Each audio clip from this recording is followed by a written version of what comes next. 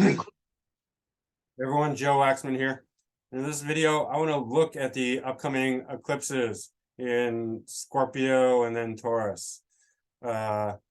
Solar eclipse in Scorpio and full moon lunar eclipse in Taurus. Share the screen. Guys, don't forget to hit like, subscribe if you haven't already, and helps me out a lot. So this is October 25th coming up. Right now it's the 21st, Friday. So pretty soon, next week. Wait, what is it? 22, 23. So Tuesday, I guess. On Tuesday. All right. Yeah, it says right there. Okay, we can see I got it to the exact time. So in Philly, it's going to be at 6:49 a.m. On Tuesday. And here we see the eclipse at 2 degrees Scorpio. And Venus is joining this eclipse, 39 Earth minutes away. I guess that's, some would consider that cazimi. Cazimi means when a planet is conjunct the sun. I think it's like 17 minutes exact to be like exactly cazimi, but other people just say if it's in the same degree. Anyway, same degree, we can say that whether it's cazimi or not. But solar eclipses, let me just preface this by saying I was kind of debating whether to make this video or not because I don't actually know like tons about solar eclipses. I mean, we can read about them, and I've watched videos and heard other people's accounts, but I mean, unless I have the direct experience of something a lot, then it's hard for me to make commentary about it. And eclipses are, I'm familiar with them. I've looked at past eclipses in my life, but it's not something that I've spent tons of time researching. So I don't have, it's not my area of expertise. I don't have tons of experiences with observing how eclipses work firsthand, what their effects are, but I can say a few things. So one thing, that the solar eclipse indicates endings and new beginnings, and more so for me, the way I see it, it feels like new beginnings, because when something's ending, you see that progression and you feel it coming. You feel a winding down of something, and so like by the time the eclipse hits, it's not like suddenly something ends, although it could happen suddenly, but generally there's like a winding down, like when a person is growing old, you kind of know what's coming. They're going to die, right? Like they're laying in their deathbed. They only have a certain amount of time. It's not unexpected. That's happening. What's unexpected really is the newness of what comes after, right? And so generally speaking, after the eclipse, it's not going to happen right away. Within a month or 2 months, usually something new will start to emerge, right? And so I like to think of it as new beginnings more than endings, even though endings are a part of it. So solar eclipses are new beginnings.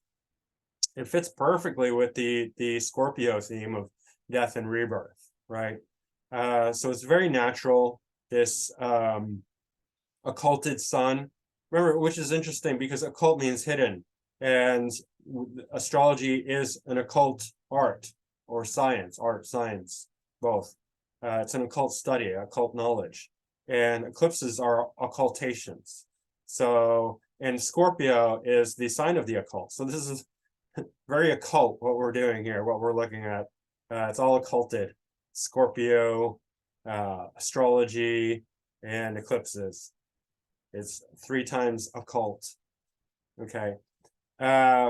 Venus is going to add a lot of sweetness, creativity, femininity, relationships.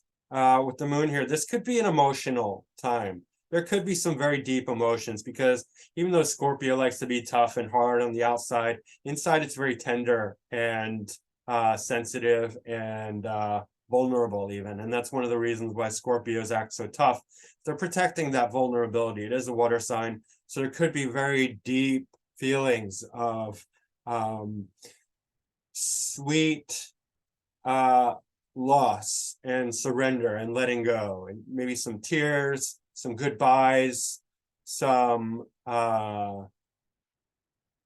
what, I don't know, just deep like existential emotional qualities that have that they're bringing in a Venusian element, some like deep passions and like maybe some relational issues, saying goodbye to people, and then perhaps saying hello to new people, right? Venus always brings in that element, brings in elements of joy and creativity and artistry. So there could be themes of that going on. Of course, any Scorpio, I mean, will draw in the qualities of Scorpio, which are, you know, rebirth in general, transmutation, evolution. You know, there could be a huge transformative quality with this eclipse. I mean, it's not a full, it's a partial solar eclipse, right? So the power of this one is not extremely it's not extreme, it's not extremely potent, but it is potent nonetheless, and it really depends on what house it's in and what planets it's touching or points. I mean, for me, this is going to be a pretty strong one because it's basically within 1 degree of my ascendant in Uranus. And it's a nodal opposition for me. My nodes are 12 degrees, Scorpio, Taurus, in reverse, North Node in Scorpio, South Node in Taurus. So this should be a new beginning for me, a pretty big one, pretty important one. We can also look at Mars ruling Scorpio. So Mars is in Gemini with a nice trine to Mercury. And that's really good because Mercury rules Gemini. So this is a bonifying trine. Whenever you get a trine like this, where one planet is making aspect to the other that it's domicile lord of, that's good. That's, you know, it's Mercury is giving Mars its blessings, saying, welcome to my home, buddy. We're in a good relationship. We have a good, you know, we're friends right now. So that's good. And so Mercury is allowing the Mars to express itself. So there could be some good expressive qualities happening during this transitional phase of endings and rebirth. You know, if you have to write about it or talk about it or anything like that, that'll be good. You'll be able to express yourself well with the, you know, some of the emotional elements, because there could be pain. You know, Scorpio always brings pain. Venus in Scorpio is very passionate. It's not in great dignity because Venus obviously rules Taurus, right? So it's in detriment here. But Venus is a triplicity lord of Scorpio, of water signs. So there is some it's like you know, when an analogy might be like when you're really miserable but you're kind of enjoying yourself at the same time. You know, that's like Venus and Scorpio. There's like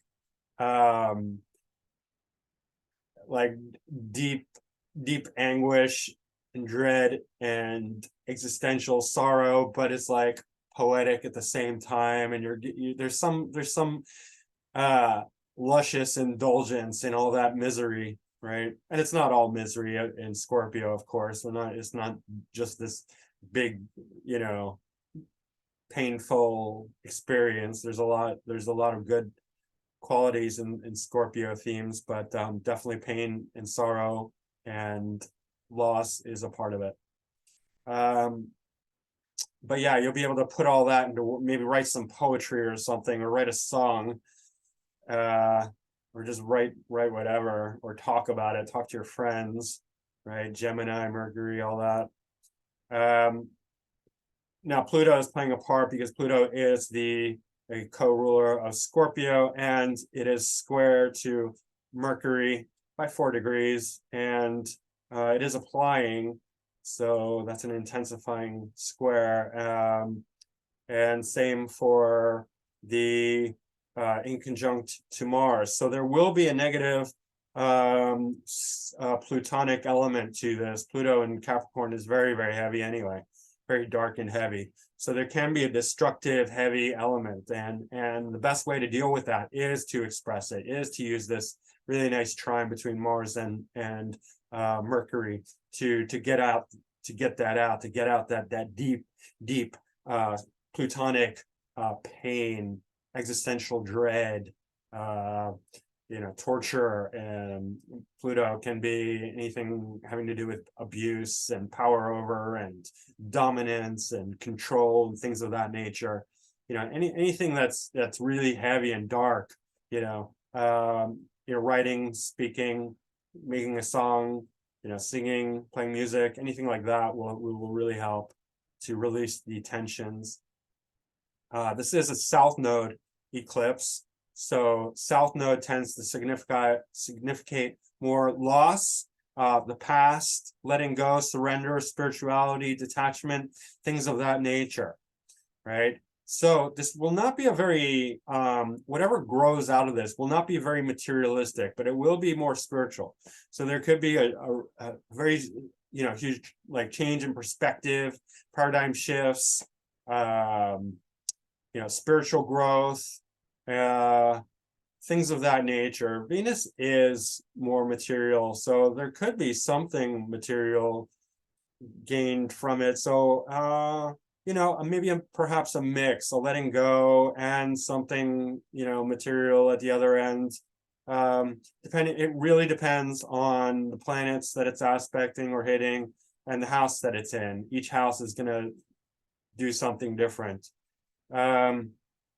I know that when there was a solar eclipse on my moon, directly on my moon several years back in Virgo, right after that, 2 months after that, I got into a very intense relationship, right? So, these things can manifest in ways that you might not expect. Like, I wouldn't expect my moon to create a relationship if I was just looking at it beforehand, right? Because it wasn't 7th house, it was 11th house for me. But it created a romantic relationship, a very intense one. That's a long story, but yeah, I mean, that could have to do with my draconic chart because it was on my draconic descendant. So maybe the draconic chart will be significant as well in looking at how these things manifest. But generally, you can just go, if you know the houses, you can just go down whatever house it's hitting, it's going to have themes of that. And I don't need to go over the basics because that'll just make this video too long and drawn out. But just just do the basic themes of the house, and just you'll note that that's what will play out in some way. Let's look at the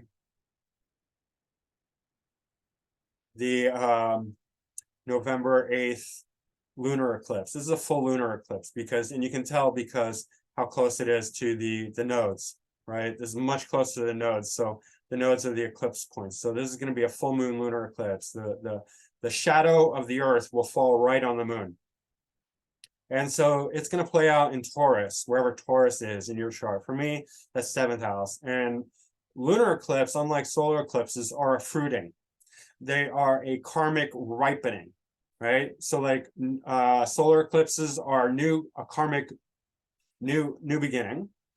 Lunar eclipses are a karmic ripening, so a fruiting, right? So you can expect something to gain something, your whatever karma you've been building up, it'll have a release at this time relating to the house and planets and however it's whatever it's doing to your chart. It's also bringing in exactly to the degree Uranus. So it's going to be shocking. But what's good is that moon is very stable. It's exalted in Taurus.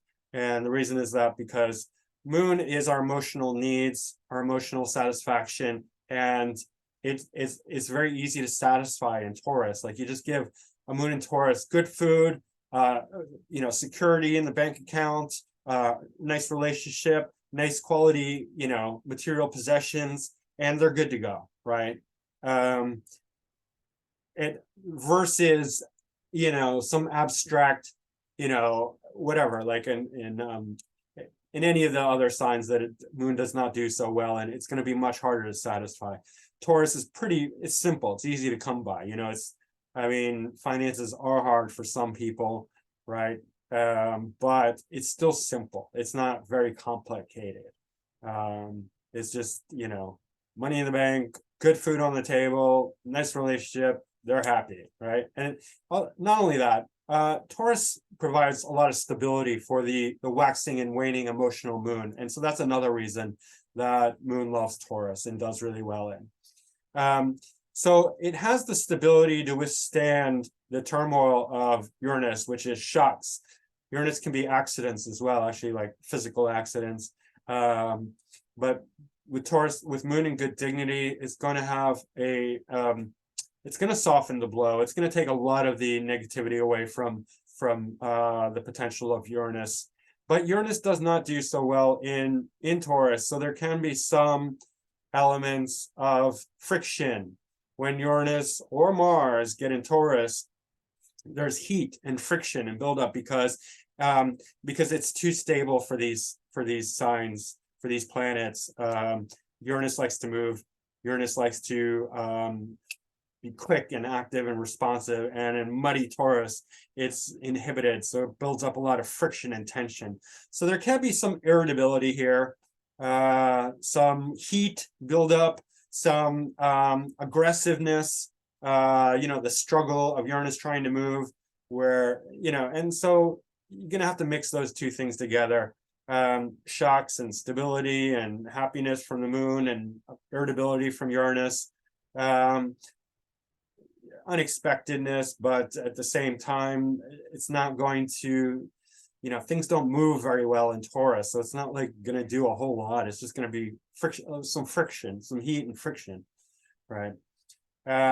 Depending on what house it's in. And then if we look at Venus, Venus is in Scorpio, still combusts the sun, and so Venus is not great. We just covered that. Venus in Scorpio is going to be more painful, very deep feeling, intense. It's not all bad because of the triplicity rulership, but there is a lot of depth and like yearning with Venus and Scorpio. It's like the passions become aroused, and they're like deep desire for intimacy and relationships, and the joys of Venus go very deep. So it's very intense. Venus in Scorpio. It's a bit like moon in Scorpio. Maybe not as bad as moon in Scorpio, but still very, very intense and deep. And it is combust. So there is a painful element here. So it's not all free and easy and clear just because moon is in Taurus, because Venus is combust and in Scorpio. And there's Uranus as well, which does not do well. So it's a mix. It's a mixed bag. This full moon eclipse in Taurus, 16 degrees. Look at what planets it's touching or aspecting. It's hitting my Jupiter, which interestingly enough, I was commenting on this, Uranus is totally radicalizing my Jupiter. My belief systems are totally shifting and changing. Wherever Uranus is, whatever planets it's touching, it's going to radicalize those planets. If it's hitting your sun, you're just going to completely change. Taurian suns are getting completely radicalized, right? They're waking up to all sorts of things that they never knew before, and they're changing. Everything's becoming different. They're just becoming very Uranian, basically, which is uncomfortable for them. They don't know how to do that, but they are doing it, and it's awakening them. But if it's hitting your moon, moon Uranus is less stable because your moon moon is naturally waxing, waning, emotional, right? So it likes the stability. Moon Uranus is not as good, but still it has that radicalizing effect on the mind, making you, it's the great awakener, so it's going to awaken you. Jupiter is going to radically alter your belief system, especially in Taurus, because Jupiter in Taurus really likes to just sit there and believe the same thing forever, right? Doesn't want to change anything. These are my beliefs, leave me alone. Uranus is like, nope, time to shift it all up, right? So whatever planet it hits, it's going to have a radicalizing effect. It's going to change. It's going to just be like, wow, first time in my life I stepped out into a new perspective, new paradigm, and saw something completely different, right? So things of that nature. That's what Uranus does. Or it can bring accidents, sudden events, things of that nature, right? So that's pretty much it. You want to look at the houses again, the house, whatever house it's in. It's for me 7th house. So, you know, maybe I'll meet somebody. I don't know. I mean, I don't have high hopes for that, but it is possible. Suddenly, you know, Uranus suddenly meeting someone. Who knows? But look at the house that Taurus rules. Taurus is in for your chart, and look at the planets, and you can, you know, draw out some themes that will play out in your life, and then just record it, take note, and you know, and cross-check it with anyone else you know and who likes astrology. You know, see how it affected them, see how it affected you, and that's the way to do it. All right, that's the video for today. And don't forget to hit the like button, subscribe if you haven't already, book a reading with me. Go to my website, macroastrology.com, or email me directly at macrogoldmachine@yahoo.com, and leave a comment if you like. And I will see you again soon. Thanks, bye.